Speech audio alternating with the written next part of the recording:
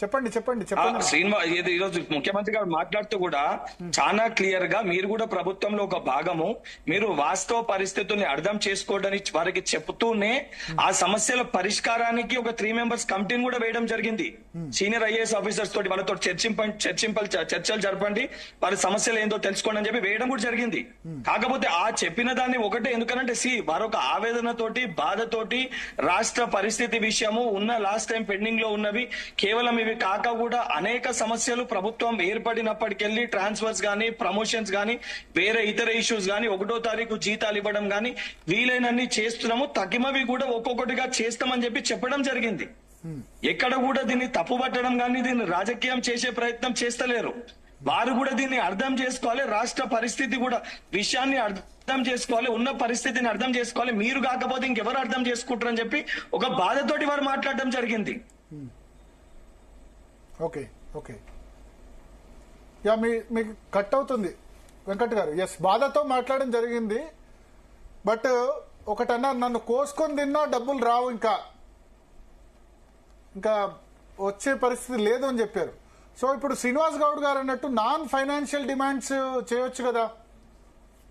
ఇప్పుడు భరత్ గారు దాని గురించి ఆల్రెడీ 3 మెంబర్స్ సీనియర్ ఐఏఎస్ అధికారులతో, నవీన్ మిట్టల్ గారితో, కృష్ణ భాస్కర్ గారితో, వారితో ఒక కమిటీని కూడా వేయడం జరిగింది కదా. ఓకే, ఇవాళ చర్చలు జరపడానికి ఒక కమిటీని కూడా వేయడం జరిగింది కదా. వారం రోజుల్లో వాళ్ళతో చర్చలు జరపండి, ఆ చర్చలు దానికి సంబంధించి పరిష్కరిస్తామని చెప్పి కదా కమిటీని కూడా వేసారు. కానీ ఇప్పుడు మీరు ఇవన్నీ అసెస్ చేయకుండా హామీలు ఎట్లా ఇచ్చారు? ఇప్పుడు ఎందుకంటే మీరు ఇప్పుడు వాళ్ళు 2 డిఏలు వదిలితే మీరు 3 డిఏలు మీరు ఇవ్వాలి, అంతేనా జగదీశ్వర్ గారు? ఇప్పుడు వాళ్ళు 2 డిఏలు ఇవ్వలేదు, ఇప్పుడు వారే 2 ఇవ్వలేదు, మీరు 3 ఇవ్వలేదు, 5 అయిపోయినాయి. Plus PRC already pending from చాలా రోజుల నుంచి పెండింగ్ లో ఉంది. అది పక్కన పెడితే డిఎస్ మెయిన్ ఏంటంటే 5 డిఏల్లో కనీసం ఒక 2-3 అన్న అనౌన్స్ చేస్తే ఉద్యోగులు కూల్ ఆఫ్ అవుతారు కదా.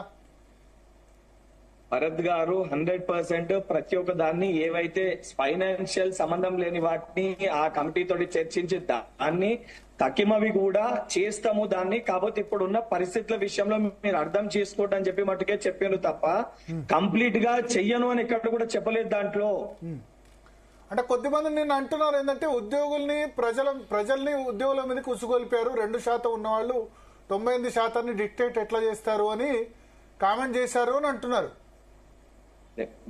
భరత్ గారు దాన్ని ఇప్పుడు ఒక దాన్ని మాట్లాడినప్పుడు ఇప్పుడు ఉద్యమ సమయంలో కేసీఆర్ గారు 10 చోట మాట్లాడుతూ ఇంటికొక ఉద్యోగం ఇస్తా అని చెప్పి చెప్పారు. నేను దళితుని ముఖ్యమంత్రి చేస్తా అని చెప్పి చెప్పారు, లేకపోతే చేయకపోతే తల నరుక్కుంటా అని చెప్పి చెప్పారు. సరే, ఇప్పుడు ఏదైనా మాట్లాడినప్పుడు ఒక కాంటెక్స్ట్ లో మాట్లాడినప్పుడు దాన్ని ఏ రకంగా మనం తీసుకుంటాం అనే దానిపైన కూడా ఉంటది భరత్ గారు. వారికి నిజంగా ఉద్దేశం లేకపోతే, నిజంగా మాట్లాడడం లేకపోతే 3 సీనియర్ ఐఏఎస్ ఆఫీసర్లతో కమిటీ ఎందుకు వేస్తారు? ఎందుకు చర్చలు జరపమని చెప్తారు? అండ్ మీరు కూడా ఉన్నారు కదా, మీ దగ్గరనే కదా అయింది. ముఖ్యమంత్రి గారు మాట్లాడింది మాట్లాడింది కదా. సో వారు మాట్లాడిన పద్ధతి మొత్తం కూడా మీరు వినుంటారు కదా, దగ్గరికి వెళ్ళి చూసుంటారు కదా. ఇన్ వాట్ కాంటెక్స్ట్ ఈ స్పోక్ అని. ఈ స్పోక్ ఏంటంటే సమరము అంటే సమ్మెలు, స్ట్రైకులు, సమరాలు వద్దు, పరిస్థితి ఇది, ఖజానా పరిస్థితి ఇది. 6,500 కోట్లు ఉద్యోగాలు, జీతాలు, పెన్షన్లు పోతున్నాయి, ఇంకో 6,500 వడ్డీ అప్పులకి పోతున్నాయి.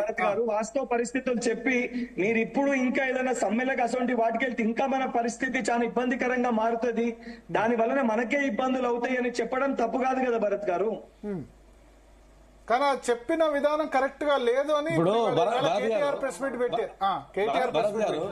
భరత్ గారు ఇప్పుడు క్లారిటీగా నన్ను కోసుకొని తిన్నా అంటే